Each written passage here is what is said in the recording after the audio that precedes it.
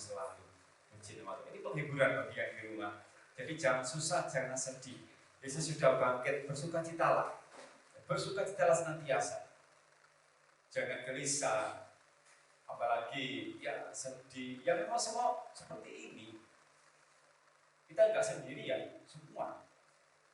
Dan yang di Surabaya, di luar Jawa pun juga mengalami. Tapi jangan sampai ini menghilangkan rasa sukacita kita semuanya. Karena Yesus sudah bangkit untuk kita. Kalau dia aja sanggup bangkit, kalau mengatasi hal sedemikian ini begitu mudahnya. Tetapi percayalah, setiap peristiwa dalam hidup kita ada rencana yang indah dari Tuhan untuk kita semuanya. Dengan adanya wabah ini kita diajar untuk semakin bersekutu dengan keluarga. Dan selama ini jarang bertemu dengan keluarga, harus bertemu dengan keluarga saat seperti ini. Yang dulunya tidak pernah bercengkrama dengan anak-anak, mungkin ketemu anak-anak saat malam, bahkan tidak pernah ketemu. Pagi berangkat, anak masih tidur, pulang, anak sudah tidur, tidak pernah ketemu. Sekarang harus ketemu. Kalau sampai saat ini tetap tidak bisa bertemu dengan anak-anak, itu patut dipertanyakan, kemana bapakku, kemana ibuku ya. Bersyukurlah bisa ketemu ya. Meskipun toh segalanya berkurang, jatah makan tambah sih ya, jatah makan tambah bagi anak-anak tetap tambah ya. Ada, saya heran dengan anak-anak itu dengan wabah corona ini tetap bersuka cita makan terus setiap hari. Yang pusing orang tuanya, bagaimana harus masak ini, gak cocok ini, gak cocok, bingung orang tuanya. Tapi kerinduan untuk makan itu mengalahkan segala-galanya. Makanya ibunya itu kuat sekali. Jadi anak-anak ini yang kuat iman dan imun, kuat banget gitu kan. Nah, tapi di wajah mereka saya lihat ada suatu aura-aura sukacita, dan ini yang perlu kita tiru. Jadi orang tua perlu belajar ke anak-anak. Mereka tentu saja meskipun mereka tidak tahu dengan keadaan seperti ini, tapi kita tiru mereka. Kita terus sikap mereka tetap bersukacita dalam segala hal. Karena Yesus juga memberkati anak-anak. Kalau kita nggak bersikap seperti anak-anak, nggak bisa memiliki kerajaan surga. Puji Tuhan. Dan hari ini Yesus bangkit, berikan semangat kepada kita. Kita lebih dari pemenang. Jangan khawatir akan hidupmu, Dia pasti memelihara. Dan saya percaya bahwa pertolongannya selalu tepat pada waktunya. Yang penting kita berserah. Saya sangat meyakini Mazmur 37 ayat 5 itu. Sangat yakin itu. Oke, kita baca dulu ya. Di Mazmur 37 ayat yang kelima, saya sangat percaya dan mengaminkan itu semuanya. Dan saya sangat diberkati oleh ayat ini. Bukan berarti yang lain tidak memberkati ya, tetap semua pasti jadi berkat firman Allah itu. Mazmur 37 ayat yang kelima. Kita baca bersama ya. Mazmur 37 ayat yang kelima. 1, 2, 3. Serahkanlah hidupmu kepada Tuhan dan percayalah kepadanya, dan Dia akan bertindak. Amin. Nomor 1 apa? Serahkanlah hidupmu. Dalam keadaan seperti sekarang ini, serahkanlah hidupmu. Hidup keluargamu serahkan. Dan percayalah kepadanya. Percaya kepada nama Tuhan. Bersandar kepada Allah. Yesaya 50 ayat 10 yang sudah kita pelajari kemarin. Ini penting. Percaya kepada nama Tuhan. Bersandar kepada Allah. Dan pasti Dia akan bertindak bagi mereka yang mau berserah diri kepada. Karena diberkatilah yang mengandalkan Tuhan, terkutuklah yang mengandalkan manusia. Karena Tuhan tidak pernah mengecewakan kita. Kalau kita sering mengecewakan hatinya Tuhan, itu harus kita akui. Tetapi Tuhan tidak pernah mengecewakan kita. Bukti Tuhan Yesus tidak pernah mengecewakan kita. Dia berkorban nyawa. Untuk siapa? Untuk kita semua. Itu kan bukti sudah luar biasa. Mari kita akan belajar bersama-sama pada pagi hari ini, menjelang siang ini, apa makna kebangkitan Yesus. Kita fokus belajar di dalam Markus 16 ayat 1 sampai 8. Di Markus 16 ayat 1 sampai 8. Ya, saya minta tolong Mas Yohanes membacakan semua saja, ya. Pelan-pelan aja supaya di rumah keluarga juga bisa memperhatikan dengan seksama. Kalau dibaca judulnya, ya. Injil Markus pasal yang ke-16 ayat yang pertama sampai yang ke-8. Kebangkitan Yesus. Setelah lewat hari Sabat, Maria Magdalena dan Maria ibu Yakobus serta Salome membeli rempah-rempah untuk pergi ke kubur dan menyaki Yesus. Dan pagi-pagi benar pada hari pertama minggu itu, setelah matahari terbit, pergilah mereka ke kubur. Mereka berkata seorang kepada yang lain, siapa yang akan menggulingkan batu itu bagi kita dari pintu kubur? Tetapi ketika mereka melihat dari dekat, tampaklah batu yang memang sangat besar itu sudah terguling. Lalu mereka masuk ke dalam kubur dan mereka melihat seorang muda yang memakai jubah putih duduk di sebelah kanan. Mereka pun sangat terkejut. Tetapi orang muda itu berkata kepada mereka, jangan takut, kamu mencari Yesus orang Nazaret yang disalibkan itu. Ia telah bangkit, ia tidak ada lagi di sini. Lihat, inilah tempat mereka membaringkan dia. Tetapi sekarang pergilah, katakanlah kepada murid-muridnya dan kepada Petrus, ia mendahului kamu ke Galilea. Di sana kamu akan melihat dia, seperti yang sudah dikatakannya kepada kamu. Lalu mereka keluar dan lari meninggalkan kubur itu, sebab gentar dan dahsyat menimpa mereka. Mereka tidak mengatakan apa-apa kepada siapapun juga karena takut. Ya, Tuhan, itu ada yang terakhir ya saya baca ya. Dengan singkat mereka sampaikan semua pesan itu pada Petrus dan teman-temannya. Sesudah itu Yesus sendiri dengan perantaraan murid-muridnya memberitakan dari timur ke barat berita yang kudus dan tak terbinasakan tentang keselamatan yang kekal itu, Tuhan. Yang di sini kita akan belajar bagaimana makna atau apa arti dari kebangkitan Yesus untuk kita semuanya. Ya. Karena yang jelas bahwa kebangkitan Yesus itu pasti memberikan pengharapan baru dan meneguhkan iman kita.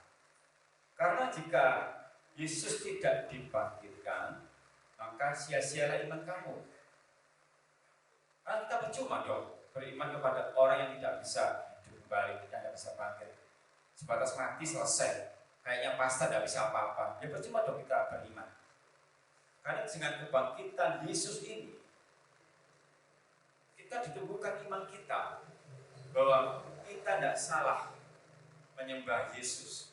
Dia bangkit mengalahkan semua saja, bahkan dosa pun dikalahkan semuanya, bahkan hidup kita ditebus dan kita menjadi milik kesayangannya sendiri.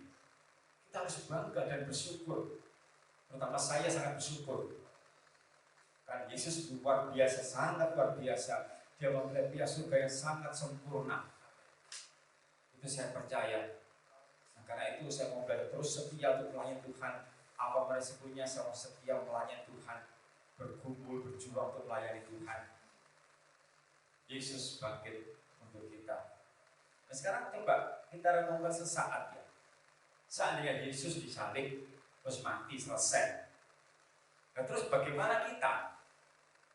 Ya, kalau kita berandai-andai Yesus disalib, baru mati, gak bisa apa-apa, dikepung tentara, itu ditusuk ya, pakai tombak segala macam, kemudian dihina, terus gak bisa apa-apa. Terus ngapain kita percaya kan? Sia-sia dong. Tapi karena Yesus bangkit dan dengan luar biasanya aku serahkan nyawaku, itu luar biasa loh. Padahal Yesus kalau mau bilang saja ya bisa, dia kan Allah juga. Yesus tidak mau, dia menunjukkan kuasanya yang sangat. Dan yang paling saya sangat terkesan sekali dan sangat bersyukur bahwa Yesus mengungkapkan, ya Bapa, ampunilah mereka, karena mereka tidak tahu apa yang mereka berbuat. Itu kalimat itu betul-betul membekas, merasuk dalam hidup saya. Sudah disakiti, dicaci maki, belum masih bisa ampunilah mereka ya Bapa. Bagaimana kita keluarga Sion? Saat ada orang yang mencaci maki kita, mengejek kita, mengolok-olok kita, bisakah kita mengatakan, ya Bapa, ampunilah mereka, ampuni saudaraku yang sudah menghina aku? Bisakah itu? Ya sebagai manusia pasti terlontarkan kata-kata ya seperti itulah, langsung balik caci maki di bawah caci maki. Di situ saya melihat suatu kasih yang besar, kasih yang tulus dari Yesus.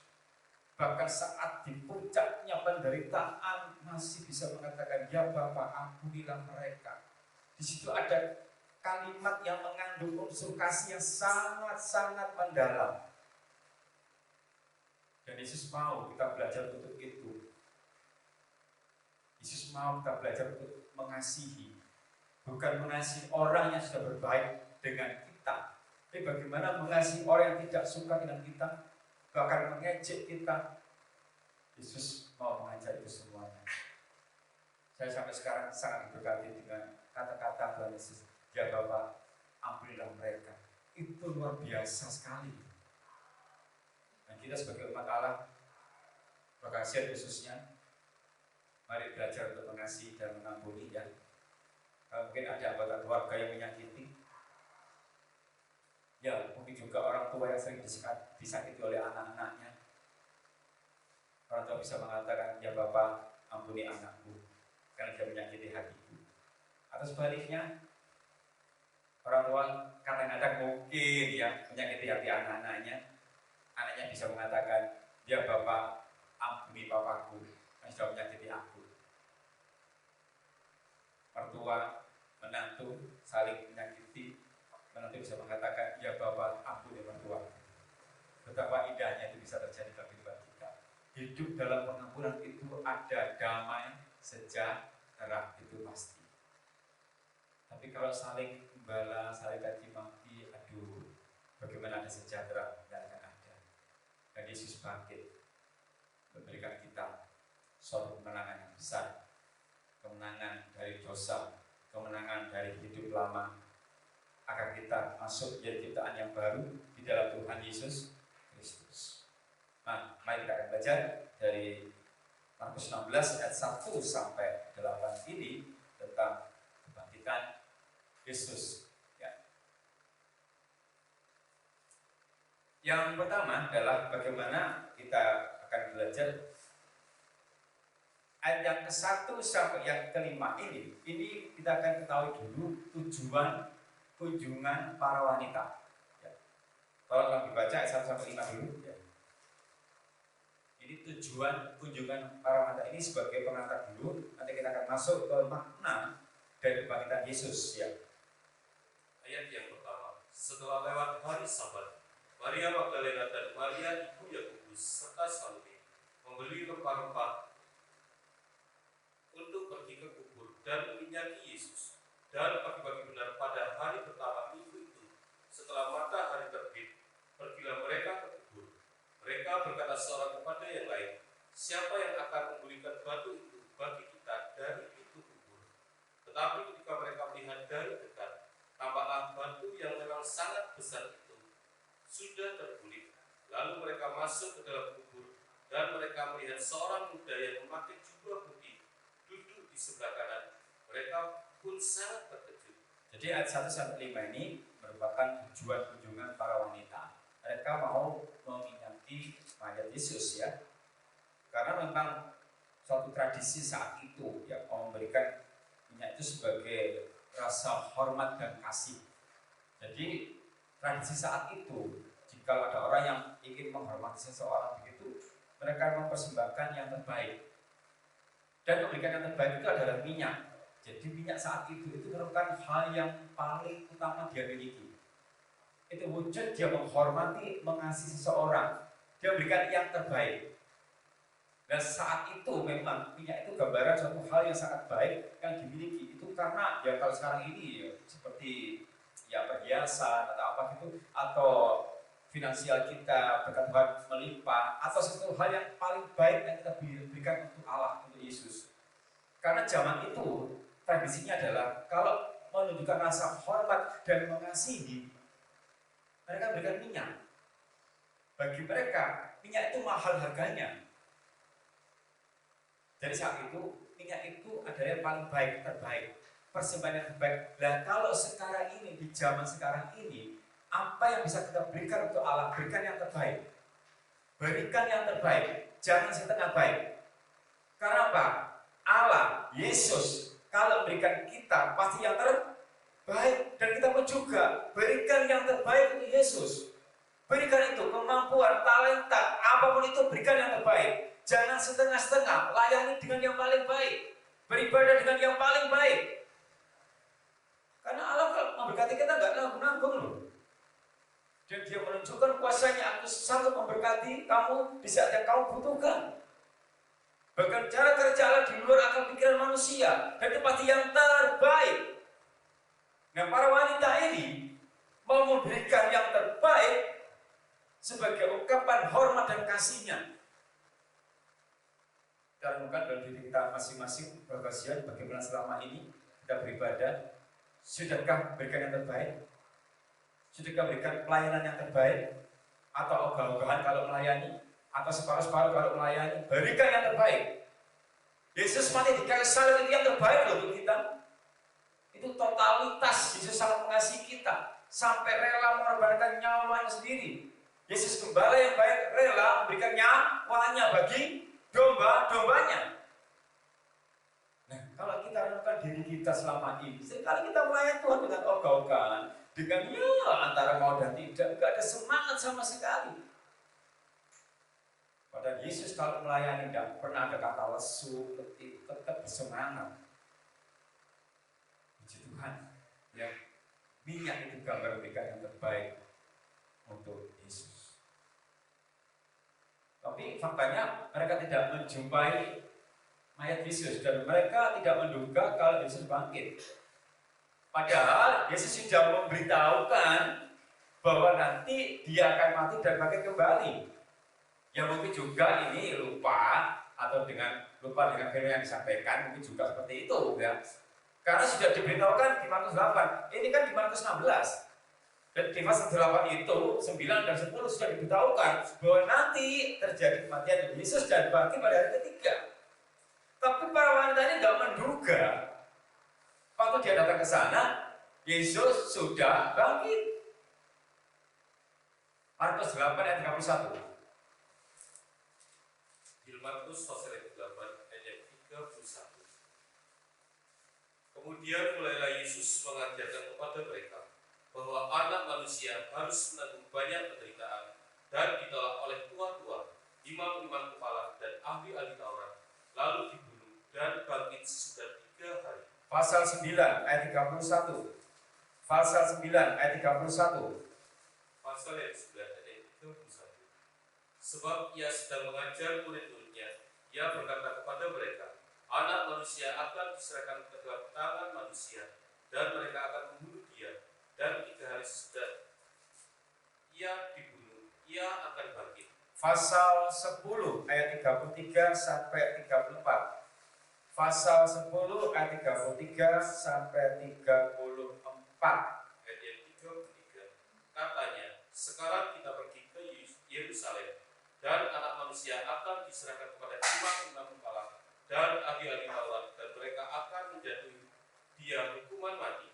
Dan mereka akan menyerahkan dia kepada bangsa-bangsa yang tidak mengenal Allah.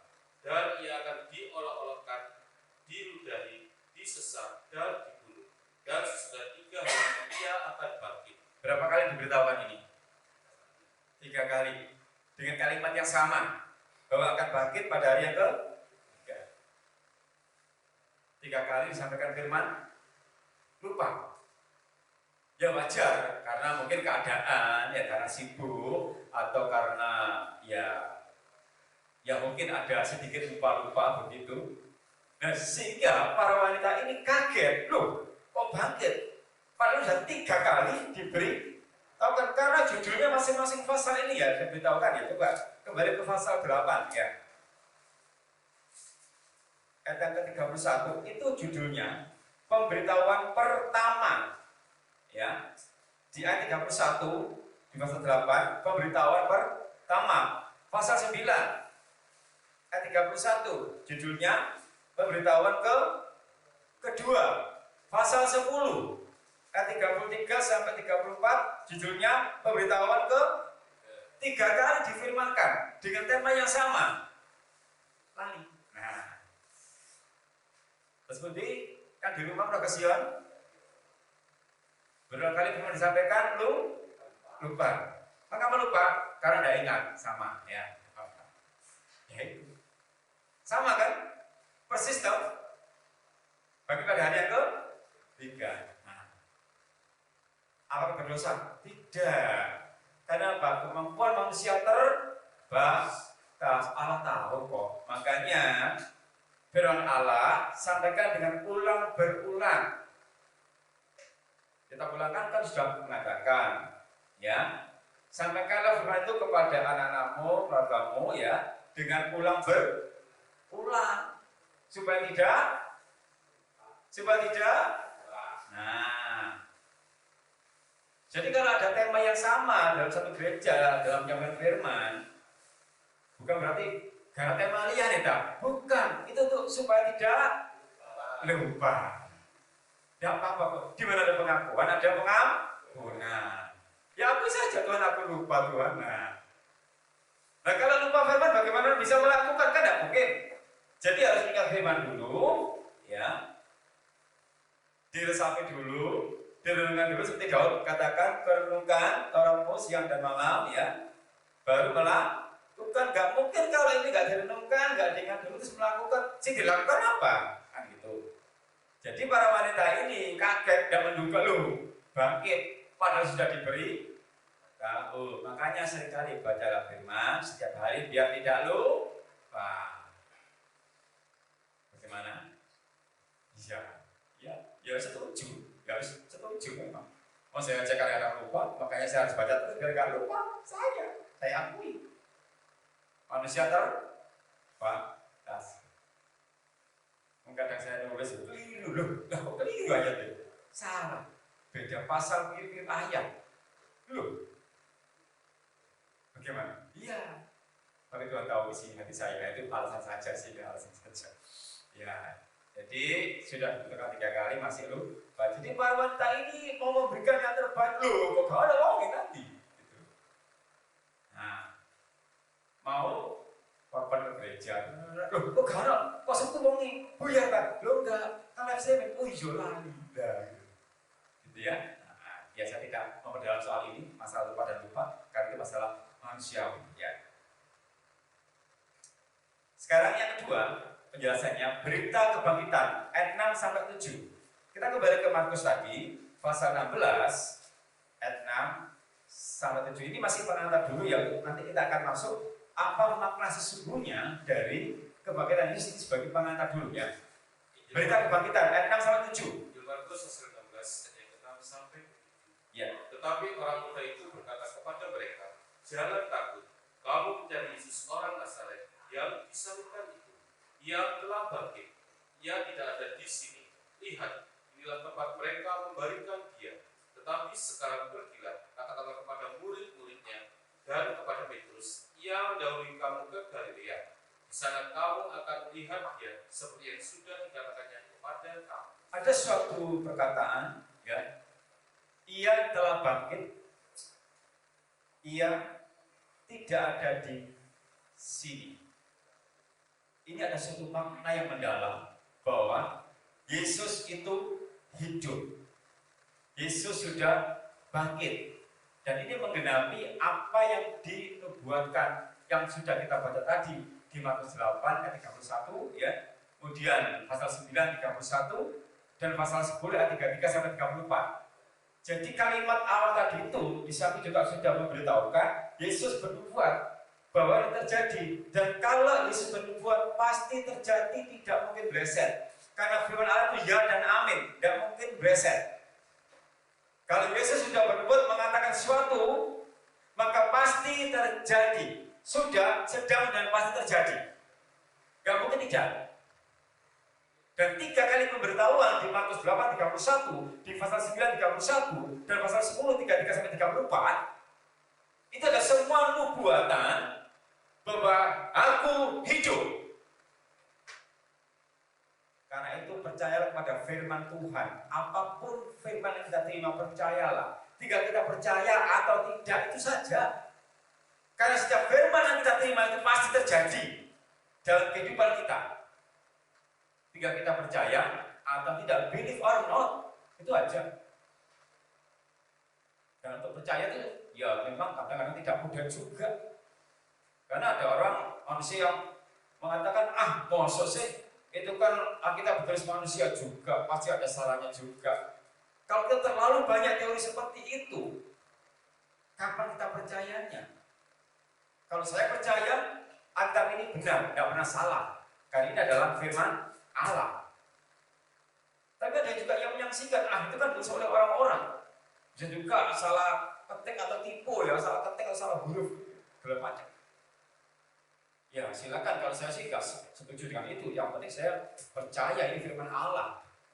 Tinggal kita baca, memahami, melakukan, diberkati, titik, aja dan menjadi saksi. Sudah selesai. Karena dibuktikan kan, ketika kali Yesus mengatakan itu, dan ternyata digenapi kan, bangkit. Dan juga ia telah bangkitnya tidak dari sini. Itu artinya hati yang berduka diganti sukacita. Belumnya kan? Para wanita ini datang, mau membawa, itu kan membawa minyak ya, memberikan itu untuk kan sebagai tanda hormat dan kasih kepada Yesus ya. Itu kan sedih. Dia memberikan yang terbaik, tapi dalam situasi sedih. Karena dia tahu Yesus mati, sedih. Tapi saat dia tahu Yesus sudah bangkit, itu ada sukacita loh. Ada sukacita. Jadi kebangkitan Yesus itu membuat hati kita makin bersukacita. Karena kita sembah itu hidup untuk selama-lamanya. Ini kekuatan kita, rogasi kekuatan kita. Jadi jangan lemah imanmu, jangan lemah. Karena itu tetap setia kepada Yesus, tetap sembah Dia. Dan jangan mau dikalahkan oleh apapun juga. Paulus katakan, apapun itu tidak akan bisa memisahkan aku dari kasih Kristus. Penderitaan, aniaya, tidak akan bisa memisahkan. Tapi kadang-kadang manusia itu mudah kok untuk bisa dipisahkan dengan kasih Kristus itu. Masalah jabatan, masalah kedudukan, masalah apa. Kadang-kadang ya gara-gara masalah status atau apa gitu aja bisa meninggalkan Tuhan Yesus. Bahkan yang paling parah masalah pasangan hidup. Kamu udah mudi, iya kan? Berani loh tinggalkan Yesus gara-gara ehemnya itu tidak seiman. Ya terserah aja yang terjadi juga. Anak Tuhan, layan Tuhan, dia juga meninggalkan Yesus gara-gara kasihnya kepada yang lain, tanda kutip. Tapi dia belum mengenal Yesus secara benar. Karena itu harus membaca Hosea ayat 3 dulu. Mengenal Yesus, mengenal Tuhan dengan benar itu. Makanya kenal Yesus dengan benar. Jangan sebatas mujizatnya luar biasa, berkatnya ya memang betul sekali. Tapi kita perlu mendalami bagaimana kasih Kristus, bagaimana kuasanya, bagaimana kasihnya. Dan saat ini dia bangkit. Yang semula para wanita berduka cita diganti sukacita. Kalau Yesus tidak bangkit, kita masih berduka cita. Tapi karena dia bangkit dan hidup, maka kita bersuka cita. Jadi saat ini jangan ada yang sedih. Yang di rumah juga ya, Prokasio yang di rumah, yang masih kata yang ini, jangan sedih. Sukacita selalu.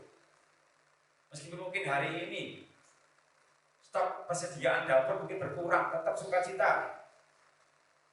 Yang paling bingung ibu-ibu. Ibu-ibu, paling bingung ibu-ibu.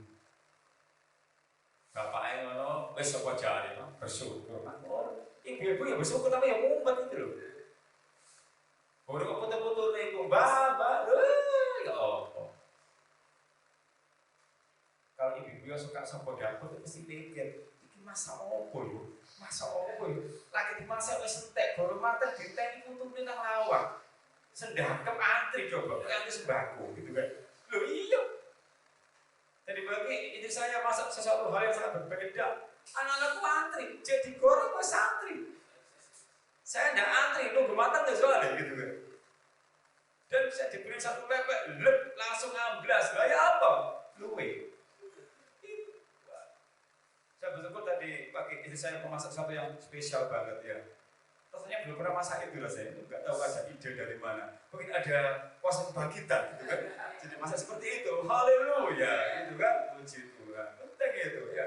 Haleluya. Kuasa kebangkitan yang duka cita jadi sukacita. Itu penting itu. Jangan sedih lah, ya. Kalau kita sedih, tetangga kita ikut sedih juga. Kalau Tuhan kok sedih, aku tak sedih, jangan. Jadilah berkat, gitu loh. Jadi berkat nggak harus bagi-bagi, tidak. Ketika karena seperti ini kita sukacita jadi berkat. Betul anak Tuhan, tetap sukacita ya. Maksudnya apa kayak gini tetap di rumah bersukacita. Puji Tuhan ya. Respon terhadap berita kebangkitan Yesus ayat 8. Ya, kalau dibaca. Ayat 8 sekarang. Di Lukas pasal 16 ayat 8. Lalu mereka keluar dan lari meninggalkan kubur itu, sebab gentar dan dahsyat menimpa mereka. Mereka tidak mengatakan apa-apa kepada siapapun juga karena takut. Ya itu bawahnya ada dibaca. Dengan singkat mereka sampaikan semua pesan itu kepada Petrus dan teman-temannya. Sesudah itu Yesus sendiri dengan perantaraan murid-muridnya memberitakan dari timur ke barat berita yang kudus dan yang tak terbinasakan tentang keselamatan yang kekal. Ya, jadi tanggapan atau respon para wanita ini terhadap kebangkitan itu ya mereka gentar, takut ya, gentar dan dahsyat. Kok seperti ini kan? Mereka kaget kan tidak menduga bahwa ternyata kok Yesus bangkit seperti itu. Kita bandingkanlah di Lukas 24 ayat 11. Karena berita ini juga sedikit meragukan bagi para wanita yang mendengarkan. Padahal sudah dinubuatkan 3 kali, masih belum mantap juga gitu. Lukas 24 ayat 11, ini kita batasi, kita akan kembali ke sini. Kita bandingkan dulu di Lukas 24 ayat 11, kita bandingkan ya. Di Lukas pasal 24 ayat yang 11. Tetapi bagi mereka perkataan-perkataan itu seakan-akan omong kosong, dan mereka tidak percaya kepada perempuan-perempuan itu. Dikatakan omong kosong, ragu-ragu kan memberitakan itu. Jadi kadang-kadang itu ada orang-orang yang tidak mempercayai berita-berita dari wanita. Nah ini penting-penting kita cermati ya. Kalau ada orang yang tidak percaya dengan berita-berita dari seorang wanita atau kelompok wanita, jadi perlu dicermati apakah sudah benar atau belum sikap dari seorang wanita itu. Karena kadang-kadang ada orang yang tidak percaya dengan berita yang disampaikan seorang wanita karena mereka tahu latar belakang wanita tersebut. Tapi kalau wanita ini Tuhan ya setia ibadah dan hidupnya bisa menjadi teladan, pastilah bisa dipercaya. Tapi secara keseluruhan berita ini sangat meragukan. Padahal tadi sudah saya katakan bahwa Yesus sudah menubuatkan berapa kali? 3 kali bahwa akan bangkit pada hari ke-3. Nah karena itu para wanita ini takut dan hanya memberitahu murid Yesus. Kita kembali ke Markus tadi ya. Saya baca ya. Ayat 8 bagian akhir itu. Mereka tidak mengatakan apa-apa kepada siapapun juga karena takut. Karena takut apa? Diragukan pemberitaannya. Benar tak? Mosok sih, lah gitu loh. Jadi mereka diam saja. Karena mereka takut diragukan. Dengan singkat mereka sampaikan semua pesan itu kepada Petrus dan teman-temannya. Jadi mereka hanya mengatakan kepada murid Yesus, tidak mengatakan kepada orang lain karena takut orang lain meragukan pemberitaan dari para wanita ini. Sehingga wanita ini hanya memberitahukan kepada Petrus yang adalah hamba Tuhan. Yang artinya secara rohani ibu-ibu, para wanita, jika menyimpan suatu berita yang penting, jangan gampang untuk menyebarluaskan. Sampaikan saja kepada yang layak untuk menerima berita dari kita. Kalau para wanita ini kan mereka menghadapi masalah loh. Mereka menghadapi masalah loh. Oh, Yesus bangkit itu kan berkecamuk, pola pikirnya aduh. Dan ini saya harus sharing dengan siapa? Saya harus konsultasi dengan siapa? Dan ini sebagai pelajaran untuk kaum wanita. Kalau menghadapi sesuatu yang membingungkan, ada masalah yang membingungkan, jangan sembarangan curhat. Jangan sembarangan mengatakan kepada orang-orang yang maaf yang ngawur-ngawur gitu loh. Beritahukan kepada orang yang berkompeten di bidangnya, atau curhat kepada hamba Tuhan. Sharing. Karena kebiasaan yang bukan wanita prokasion, yang baik-baik semuanya, yang di luar itu, kalau ada masalah, sering woro-woro nang tonggo-tonggo gitu. Ya kalau tetangganya bisa membantu menyelesaikan masalah itu, kalau enggak bagaimana? Jadi para wanita ini menyimpan karena mereka takut. Hanya mengatakan kepada hamba Tuhan, yaitu Petrus dan teman-temannya. Tuhan, ya. Berikan kepada kita semuanya. Ya kan bicara soal wanita ya, langsung saya tunjukkan kepada kaum wanita Sion ya. Jika ada problem, ada masalah, jangan gampang diubar ke orang-orang yang tidak berkompeten di bidangnya. Lebih baik kepada hamba Tuhan, sharing kepada hamba Tuhan, nanti pasti akan diberikan satu nasihat sesuai dengan firman Tuhan. Dan respon para wanita terhadap kebangkitan Yesus itu mereka takut gentar, dan mereka hanya mengatakan kepada Petrus dan teman-temannya saja. Sekarang apa makna kebangkitan Yesus bagi orang percaya? Itu membuktikan bahwa Yesus sebagai anak Allah yang menggenapi setiap nubuatannya. Kalau dibaca di ayat yang ke-6, Markus 16 ayat 6. Injil Markus pasal yang ke-16 ayat yang ke-6. Tetapi orang muda itu berkata kepada mereka, jangan takut, kamu mencari Yesus orang Nazaret yang disalibkan. Ia telah bangkit. Ia tidak ada di sini. Lihat, inilah tempat mereka memberikan dia.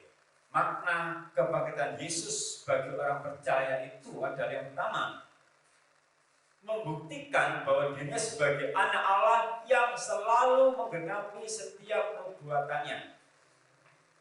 Tadi sudah kita baca di Markus 8 ayat 31 dan juga pasal 9 ayat 31 dan juga pasal 10 ayat 33 sampai 34. Jadi Yesus itu kalau mengatakan sesuatu pasti terjadi, pasti terlaksana. Jadi kebangkitan Yesus membuktikan bahwa dia sebagai anak Allah yang menggenapi setiap nubuatannya. Artinya firman Allah tidak pernah bereset, selalu tepat dan selalu tepat, tidak mungkin tidak. Dan setiap firman yang disampaikan akan kembali dengan sia-sia. Jadi makna yang pertama, bahwa Yesus bangkit itu membuktikan bahwa Yesus adalah anak Allah yang hidup. Tadi kan sudah dilakukan loh.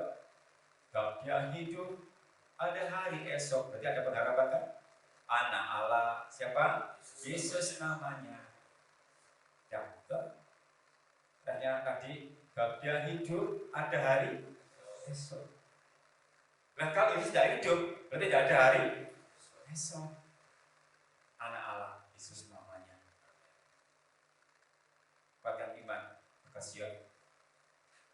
Kita tidak salah menyembah Yesus, memuja Yesus, karena dia betul-betul anak Allah yang hidup dan dia berkuasa dulu, sekarang, sampai selama-lamanya. Puji Tuhan ya. Kebangkitan Yesus Kristus meneguhkan iman pengikutnya. Iman kita dikuatkan. Ada kalimat jangan takut, ojo wedi. Ayat 6 ya. Ya saya baca aja ayat 6. Tetapi orang muda itu berkata kepada mereka, jangan takut. Itu peneguhan untuk kita dan penghiburan bahwa jangan takut menghadapi situasi akhir-akhir ini. Jangan takut karena kebangkitan Yesus memberikan suatu pengharapan. Hidup kita penuh dengan pengharapan. pengharapan. Kebangkitan Yesus memberikan hidup yang penuh dengan pengharapan. 1 Petrus 1, 3-4. 1 Petrus 1, 3-4. 1 Petrus 1, 3-4. Suratan 1 Petrus pasal yang pertama, ayat 3 sampai 4. Terpujilah Allah dan Bapa Tuhan kita Yesus Kristus, yang karena rahmat-Nya yang besar telah melahirkan kita kembali oleh kebangkitan Yesus Kristus dari antara orang mati kepada suatu hidup yang penuh pengharapan, untuk menerima suatu bagian yang tidak dapat binasa, yang tidak dapat cemar, dan yang tidak dapat layu, yang tersimpan di surga bagi kamu. Mari kita perhatikan ya. Terpujilah Allah dan Bapa Tuhan kita Yesus Kristus, yang karena rahmat-Nya yang besar telah melahirkan kita kembali oleh kebangkitan Yesus Kristus dari antara orang mati kepada suatu hidup yang penuh pengharapan. Jadi kalau Yesus tidak bangkit, hidup kita tidak ada harapan. Jangan takut, hidup kita penuh dengan pengharapan. Menghadapi keadaan seperti ini, jangan takut, hidup kita penuh dengan pengharapan. Berharap hanya kepada Yesus, bersandar kepada Yesus, bersandar kepada Allah, percaya kepada nama Tuhan. Dia sanggup memelihara kita, memberkati kita, sanggup. Jangan berharap kepada manusia ya, hanya kepada Yesus. Karena Dia bangkit menunjukkan bahwa hidup kita penuh dengan pengharapan. Jika Dia tidak bangkit, tidak ada hari esok. Sebab Dia hidup ada hari esok. Kalau Dia tidak hidup pada hari esok, percuma dong kita.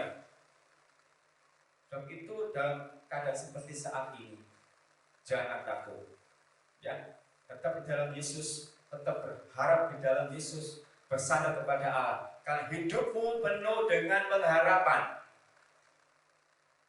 Sekarang apa yang menjadi pengharapan kita? Sampaikan kepada Yesus. Kenapa? Karena Dia hidup. Kalau Dia mati, nggak bisa dekat dong.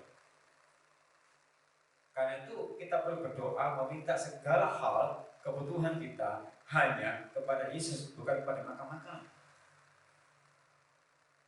Kalau makam itu orang mati atau hidup? Tapi faktanya mau sukses datang ke makam, ya kan? Doakan saya Mbah, itu mati. Mau sukses naik jabatan, doakan Mbah agar saya jadi manajer. Gak salah. Berdoa kepada yang hidup kan yang mati. Sekarang gitu, mau naik jabatan, orang baik, bawa bunga 7 rupa, 8, 9, 10, soto, rawon, opo, segala macam lah, capcay segala macam lah. Bah, bukan aku bah. Ini kalau melek lu gak iso. Lu kok disembah? Sembahlah Yesus yang hidup. Dia anak Allah yang hidup. Jika hidup kita penuh dengan pengharapan, itu loh kuatkan iman. Jangan bimbang dan ragu. Jangan takut. Yesus tahu kebutuhan kita saat ini, dan Dia pasti memelihara kita. Dan Dia akan menolong di luar akal pikiran kita. Damai sejahtera Allah yang melampaui segala akal dan pikiran itu. Saya bersyukur ya Yesus yang luar biasa. Dia bangkit dan hidup dan sanggup memelihara kehidupan kita semuanya. Puji Tuhan. Yang ketiga, makna Yesus bangkit bagi orang percaya. Kebangkitan Yesus itu untuk mengutus para pengikutnya untuk memberitakan Injil, terutama kuasa kebangkitannya. Para malaikat diperintahkan cepat menyampaikan berita kebangkitan itu kepada para murid dan eklesia. Ulang dibaca ayat ke-7. Kita kembali ke Markus tadi, ayat 16, pasal 16 ayat ke-7 ya. Injil Markus pasal 16 ayat ke-7. Tetapi sekarang pergilah, kata-kata kepada murid-muridnya dan kepada Petrus, Dia mendahului kamu ke Galilea. Di sana kamu akan melihat Dia seperti yang sudah dikatakannya kepada kamu. Tetapi sekarang pergilah, katakanlah atau beritakanlah kepada murid-muridnya dan kepada Petrus, Ia mendahului kamu ke Galilea, di sana kamu akan melihat Dia seperti yang sudah dikatakannya kepada kamu. Jadi kebangkitan Yesus itu memberikan suatu tugas supaya pengikutnya kita memberitakan Injil, memberitakan kebangkitan Yesus, mewartakan berita sukacita. Kebangkitan Yesus itu berita sukacita. Dan kita sebagai anak-anak Allah yang mengikut Yesus, beritakanlah berita sukacita, bukan berita duka cita. Jadi kita punya tugas dalam kehidupan kita, beritakanlah sukacita itu, bukan berita duka cita saja. Ada status duka cita, oh iya sukacita. Di Facebook upload berita duka cita, gue sukacita. Tuhan tolong kehidupanku, Yesus luar biasa. Sedih rek, besok mangan rek. Kalau orang di luar oke lah, tapi bagi keluarga Sion ya mosok ya pakai gitu kalau ada status di lagi kamangan rek. Aduh rek, rek ayo. Bagaimana pengharapannya bagaimana gitu loh. Beritakan sukacita, bersyukur dalam segala perkara itu loh. Dan Tuhan melihat status kita, anak bersyukur, malah diberkati. Lek sambat diberkati dulu. Ya sambat doa ya. Bersyukurlah, halo, kan di rumah. Ya sambat ayo. Sukacita dong, iya. Kebangkitan Yesus itu berita sukacita. Beritakan itu, jangan duka cita terus. Demikian juga murid-murid diberitakan untuk beritakan Injil. Ya, Markus 16 ayat 18 yang bagian D. Ya. Dimulai dari kata dengan singkat itu. Ya. Dengan singkat mereka sampaikan semua pesan itu kepada Petrus dan teman-temannya.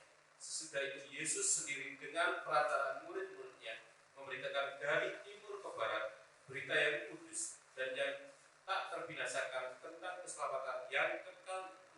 Beritakan Injil itu. Dan kalau kita beritakan Injil sukacita, firman itu kepada orang lain, ya lewat perkataan kita, lewat perbuatan kita. Jikalau perkataan kita bisa membawa sukacita, kita itu memberitakan Injil. Perbuatan kita bisa menunjukkan orang bersukacita, kita memberitakan Injil. Ingat ya, kebangkitan itu berita sukacita, bukan berita duka cita. Dan kita sebagai anak-anak Tuhan, diminta oleh Tuhan Yesus, dituntut oleh Tuhan Yesus, beritakanlah berita sukacita. Jangan berita duka cita. Share dengan orang lain, kesusahan terus. Yang terima itu ya antara senang dan tidak. Wong iki mana ya teko sambat mana. Besok datang lagi, iso ngomong iso sedih mana. Dan kapan sukacita. Tamune podo, beritane podo, duka cita mana. Sing nopo tambah sumpek. Kapan sukacita kan gitu loh. Berarti karena suka cita. Jadi kebangkitan Yesus itu memberikan pengharapan ada hari esok, ada sukacita di dalamnya. Enggak duka cita terus. Ya, hari ini harus bersukacita. Berarti besok boleh duka cita? Tidak boleh. Oleh hari ini sampai selama-lamanya bersukacita senang biasa sudah ada di dalam firman Tuhan toh. Tetaplah berdoa. Bersukacitalah senantiasa, gitu. Loh, ngerti gak ayatnya? Lah, ngerti lah, harus apa itu? Saya ngapalin gak dilakoni, loh. Haleluya. Ngerti ayatnya, ngerti, dilakoni, sih. Oh, pengen sukacita, gak iso, kenapa pakai sukacita? Cepot ini, gak iso. Kenapa nopo sukacita? Gitu, ya.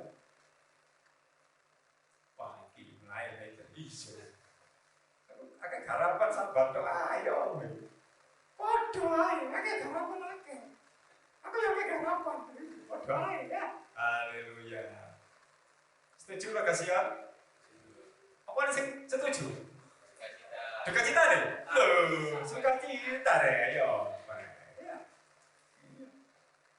Kebangkitan Yesus berita sukacita. Pengharapan pasti bisa kok. Setumpuk pekerjaan itu dilakoni, ya mari. Awalnya saja, dilakoni, ya mari. coy, itu hanya perasaan saja. Dilakoni, ya banyak tanggal sih ya. Dilakoni, bisa terjadi, bisa selesai. Tenang aja. Yang penting tetap berharap kepada Tuhan Yesus Kristus. Kebangkitan Yesus berita sukacita. Senang gitu. Puji Tuhan. Kebangkitan Yesus buat hidup kita penuh dengan pengharapan. Haleluya. Selamat Paskah. Terima kasih semuanya. Selamat Paskah.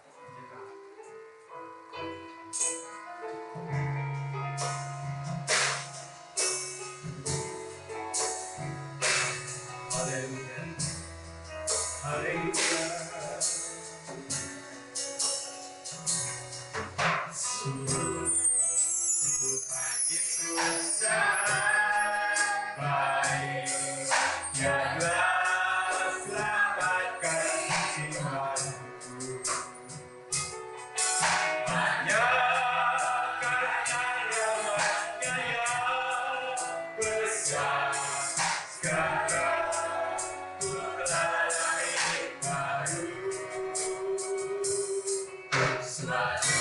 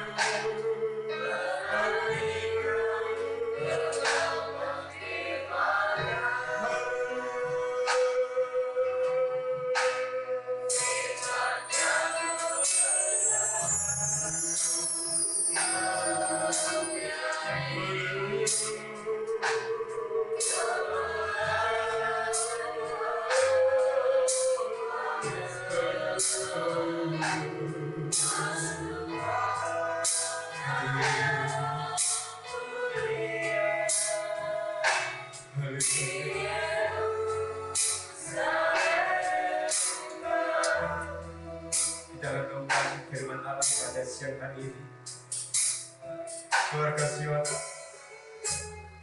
jika Yesus tidak dibangkitkan, jika Yesus tidak bangkit dari kematian, maka hidup kita tidak ada pengharapan. Jika Yesus tidak bangkit, tidak ada hari esok untuk kita. Jika Yesus tidak bangkit, kita akan selalu berduka cita. Sebab itu terimalah kebangkitan hidup ini dengan penuh sukacita. Karena hidup kita pasti penuh dengan pengharapan. Apapun yang menjadi masalahmu saat ini, pergumulanmu saat ini, percayalah Yesus bangkit memberikan suatu pengharapan kepada kita semuanya. Sebab itu sembah Yesus, sembah Dia.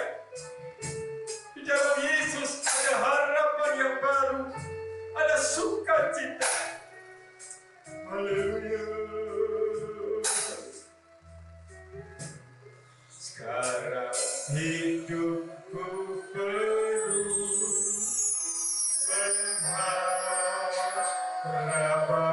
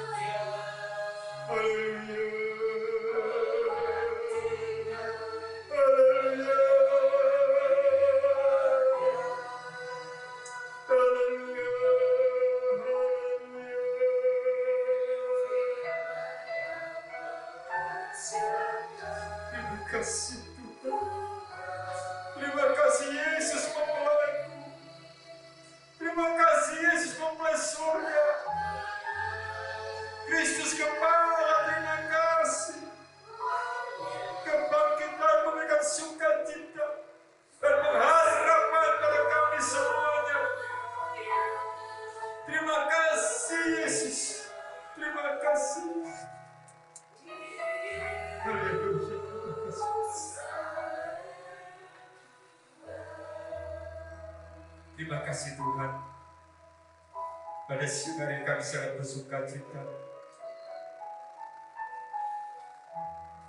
Kalau Engkau sudah bangkit untuk kami,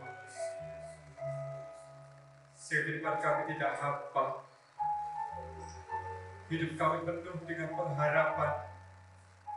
Ada hari esok bersama Yesus mempelai pria surga.